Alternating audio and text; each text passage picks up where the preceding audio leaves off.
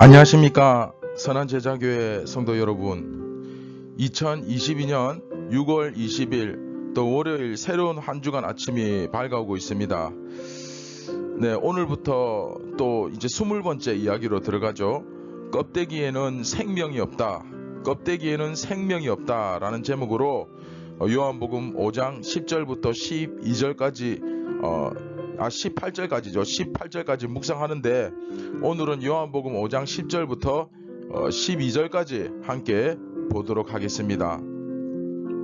우리는 현재 요한복음 1부를 배우고 있고, 요한복음은 전체 1부와 2부가 있죠. 그래서 1부와 2부가 있는데 우리는 1부를 배우고 있고, 여러분 잘 알다시피 그 챕터 1, 뭐 시즌 1이라고도 할 수 있고 1장부터 4장은 끝났습니다.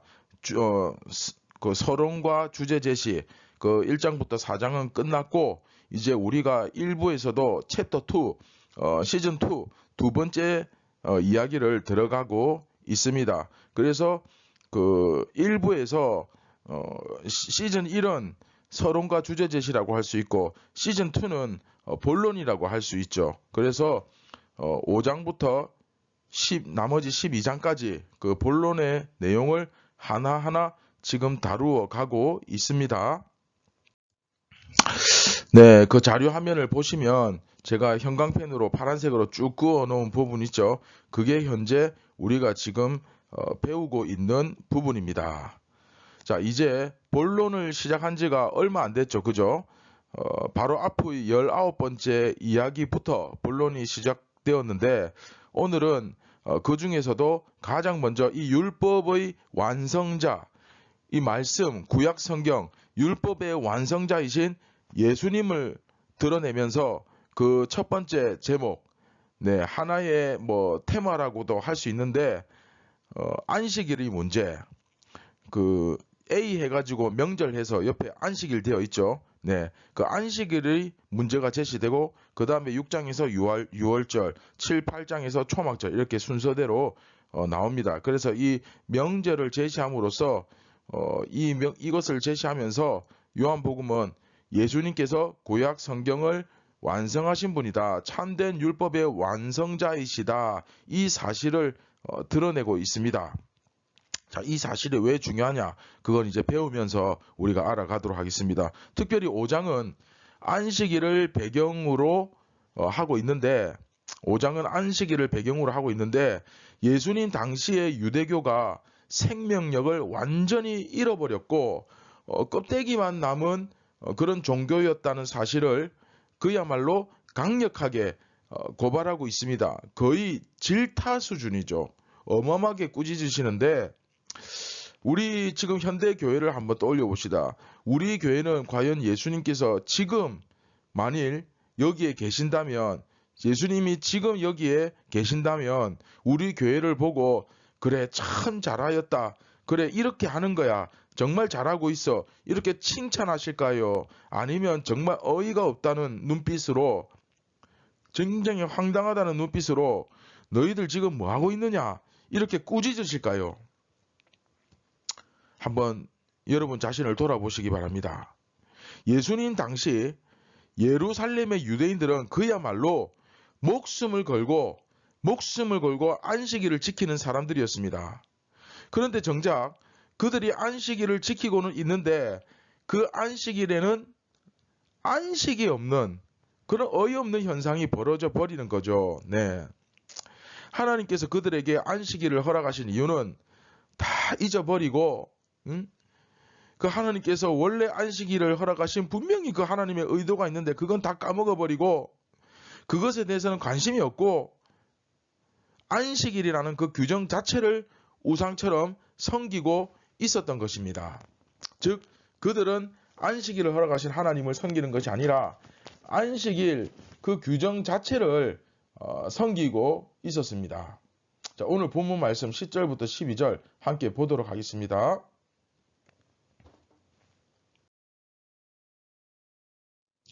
유대인들이 병 나은 사람에게 이르되 안식일인데 네가 자리를 들고 가는 것이 옳지 아니하니라. 대답하되 나를 낫게 한 그가 자리를 들고 걸어가라 하더라 하니 그들이 묻되 너에게 자리를 들고 걸어가라 한 사람이 누구냐 하되. 네, 유대인들이 그 38년 동안 앓다가 방금 나와서 그 자리를 들고 걸어가는 사람을 봤습니다. 베데스다 연못 자체가 성전 양문 옆에 있었으니까 당연히 그렇죠. 그 성전에 있던 그 38년 된 병자에게 물은 사람은 그 성전에 있던 고위공직자라고도 할 수 있고 또 성전에서 굉장히 높은 사람들이라고 할 수도 있겠죠. 여하튼 이 유대인들이 그에게 막 지적을 하는데 그가 그러니까 나를 낮게 한 그 사람이 도대체 그 자리를 들고 걸어가라. 소위 말하는 너한테 이렇게 일 시킨 사람이 누구냐. 그 질문을 하는 겁니다. 나를 낮게 한 사람이 자리를 들고 걸어가라 했다. 그러니까 그럼 그 사람이 도대체 누구냐. 이제 그렇게 물어보는 거죠. 자, 이 사람들은 자그마치 38년입니다. 38년이면 유대인들은 38이라는 숫자를 잊을 수가 없거든요. 왜? 광야를 헤맨 세월이 38년이거든요. 그러면 아무리 둔하고 어리석어도 멍청해도 적어도 이 병제가 38년째 이렇게 헤매다가 나왔다. 그러면 최소한 자기들 입장을 한번 생각을 해봐야 됩니다. 이게 지금 내 모습은 아닌지. 38년. 그 출애굽 1세대가 광야에서 방황하다가 다 죽은 시간인데 신명기 2장 14절에 나오죠. 가데스 바네아에서부터 세렛 시내까지 그 광야를 걸어왔던 그 세월이 38년인데 그 38년의 세월 동안 세상에 누워서 꼼짝도 못하고 있던 사람이 지금 자리를 들고 벌떡 일어나서 할렐루야 걸어가는 기적이 지금 일어나고 있는데 그걸 통해서 자신을 볼 수 없는 거예요. 그 표적을 보지 못하는 겁니다. 표적이 무엇입니까? 하나님께서 보여주시는 증거잖아요. 그러면 그들이 뭘 보느냐? 그들이 보는 것은 안식일에 네가 자리를 들고 걸어갔다는 사실, 안식일에 네가 일을 했냐 안 했냐 그것밖에 안 보이는 거예요. 38년을 누워 있었던 사람이 걷고 있으니 이게 얼마나 큰 감격과 감사와 기쁨입니까? 여러분 입장에서 생각해 보세요. 병원에 38년 동안 입원해 있다가 욕창이 나고 다리는 다 썩어 문드러지고 몸의 기능은 다 마비되어 있고 차라리 죽고 싶다라는 생각이 드는 그 시점에서 내 몸이 깨끗이 나왔어요. 욕창도 없어졌어요. 다리에 근육도 생겼어요. 힘줄도 연골도 강력해졌어요. 할렐루야. 그러면 뭐 예수 안 믿는 사람이라 치더라도 안 믿어도 불신자라도 상관없어요. 일단 제일 처음에 드는 마음이 뭐겠습니까? 같이 기뻐하고 같이 축복하고 위로하고 함께 이 기쁨을 나누고 그렇지 않습니까? 인간이라면 그렇게 해야 되는 거 아닙니까? 이게 어디 보통 일입니까? 그런데 그 병자의 그 감격, 그 기쁨, 그 눈물 그 마음은 전혀 보이지를 않고 뭐만 보이느냐? 네가 안식일에 일을 했냐 안 했냐? 네가 뭔가를 들고 걸어가면 안 되는데 소위 율법을 어겼다는 거죠. 계명을 지키나 안 지키나 그것만 보이는 겁니다. 뭐 눈에는 뭐만 보인다고. 예. 여러분은 지금 여러분 눈에 지금 뭐가 보입니까? 혹시 여러분들도 이것밖에 보이지 않는 거 아닙니까? 그런데 사실 이것은 또 엄격하게 얘기하면 그들이 목숨 거는 그게 율법에 기록되어 있지도 않아요. 율법에 안식일을 지키라는 계명은 나오지만 그러나 안식일에 아무 일도 하지 말라고만 되어 있지 뭘 들고 가면 안 된다. 이런 하면 안 된다. 이런 뭐 해야 된다. 이런 규정이 세부 규정이 없습니다. 그리고 하나님께서 이런 규정을 만드신 적도 없고 사실상 이런 세부 규정들은 누가 만들었습니까? 네, 유대인들이 만들었죠. 유대인들이. 즉 사람이 만든 겁니다. 사람이. 하나님이 만든 게 아니고. 그 사람들이 만든 세부 규정을 지키느라고 다시 말하면 실제로 그 규정에 있지도 않은 그런 규례를 지키는 데만 관심이 급급해가지고 그 기쁨도 무시하고 그에게서 일어난 그 놀라운 역사들 그 표적도 무시하고 지금 그러고 있는 거예요. 근데 이 전체 상황을 딱 네 글자로 정리하면 뭡니까? 이건 사실상 우상숭배. 네, 우상숭배입니다. 이게 우상숭배예요. 그런데 이 38년 동안 앓던 사람이 유대인들이 자꾸 추궁을 하니까 두 가지 정보를 제시합니다. 첫 번째는 누군가가 나를 낫게 했다. 38년 동안 앓던 나를 낫게 했다. 깨끗하게 낫게 했다. 그 다음에 두 번째, 그 사람이 나로 하여금 자리를 들고 걸어가라 했다. 하도 추궁을 하니까 이제 이렇게 이야기하는 거죠. 이 두 가지 정보를 제공하고 있죠. 자, 상식적으로 우리가 본다면 첫 번째 정보가 관심을 가질 만한 정보입니까? 두 번째 정보가 관심을 가질 만한 정보입니까? 당연히 첫 번째 아닙니까? 첫 번째 정보가 뭡니까? 누군가가 나를 낫게 했다. 그쵸? 두 번째 정보는 자리를 들고 걸어가라 했다. 그 사람이. 근데 첫 번째 정보가 진짜 중요한 정보예요. 38년 동안 움직이지 못하던 그 사람을 일어나 걷게 하는 그 한 사람이 도대체 누구냐? 도대체 어떤 분이냐? 이런 질문이 나와야 될 것 같은데 유대인들은 첫 번째 정보에 대해서는 관심이 없습니다. 어차피 내 일이 아니니까 네가 낫든지 말든지 나와 무슨 상관이냐 이거죠. 관심이 없습니다. 자리를 들고 걸어가라고 한 사람이 누구냐라고만 묻고 있는 거죠. 자리를 들고 걸어간 사람이 도대체 누구냐? 이 사람이 얻은 놀라운 구원의 역사에 대해서는 관심이 없습니다.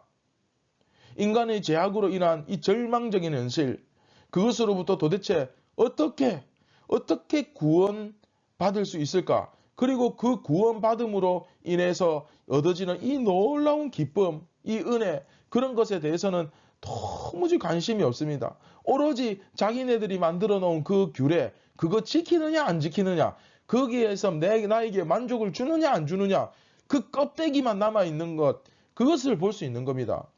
이 사람들은 지금 하나님이 아니라 우상을 숭배하고 있는 거예요. 지금까지 우상을 숭배하고 있었던 것입니다. 어떤 우상이냐? 네, 안식일 우상이죠. 드디어 등장하죠. 안식일 우상. 그런데 이 모습은 사실 앞에서 묵상했던 38년 동안 앓으면서 이 환자가 천사가 그 베데스다 연못에 물을 움직일 때 거기 들어가야 된다는 생각에 붙잡혀 있던 그 모습과 똑같은, 본질적으로 똑같은 모습이죠.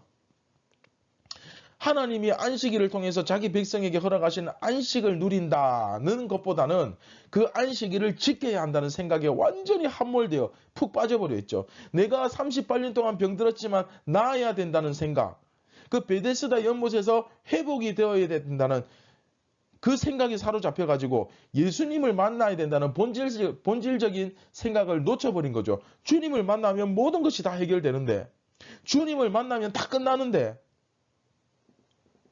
주님과 멀어지는 길을 택한 것입니다. 이것이 바로 껍데기만 남아있는 종교의 실체이죠. 하나님을 섬긴다고 하지만 실제로는 우상을 섬기고 있는 그 종교의 모습을, 신앙이 아니라 종교의 모습을 그대로 오늘 이 요한복음에서 우리에게 친절하게 보여주고 있는 것입니다. 자, 이제 우리 자신을 한번 돌아봅시다. 여러분들은 혹시 예배를 드린다고 하면서 사실 온통 관심이 예배를 드린다는 그 자체에 집중되어 있지 않습니까? 오늘 본문의 유대인들과 같이 여러분의 주일이 우상이 되어져 버린 것은 아닌지 한번 잘 돌아봅시다. 혹은 여러분이 가진 돈이나 또 여러분의 자녀나 여러분들의 직장 혹은 여러분들의 어떤 비전, 꿈이 우상이 되어져 버린 것은 아닌지 우리 자신을 한번 잘 돌아보았으면 좋겠습니다. 오늘 말씀을 기억하시면서 우리 함께 기도하시겠습니다. 사랑과 은혜가 풍성하신 하나님 아버지 감사를 드립니다. 오늘 말씀을 통하여 우리 자신을 정말 한번 잘 돌아보고 내 삶 속에 내가 섬기는 우상이 있지는 않은지, 정말 하나님께서 말씀하신 그 말씀의 본질을 놓치고 껍데기만 붙잡고 살아가진 않는지 우리 자신을 한번 잘 돌아보게 하여 주시고, 오늘 이 하루를 살아가면서 우리 안에 있는 모든 우상을 제거하고 본질적으로 내가 말씀에 집중할 수 있도록 길을 열어주는 그것을 방해하는 모든 것들을 다 제거하고 하나님 앞에 오늘도 깨끗한 모습으로 온전한 모습으로 바로 설 수 있도록 성령님 역사하여 주시고, 우리는 죄인이고 능력이 없어 주님 앞에 온전히 순종할 힘이 없습니다. 성령께서 능력을 부어주셔서 담대함을 주시고 용기를 주시고 은혜를 허락하여 주셔서 정말 주님 말씀 앞에 기쁨으로 순종할 수 있는 그런 믿음의 담력과 용기와 실천할 수 있는, 순종할 수 있는 능력을 우리에게 부어 주시옵소서. 예수님의 이름으로 기도드립니다. 아멘. 우리 계속해서 우리 성도들을 위해서 기도하겠습니다.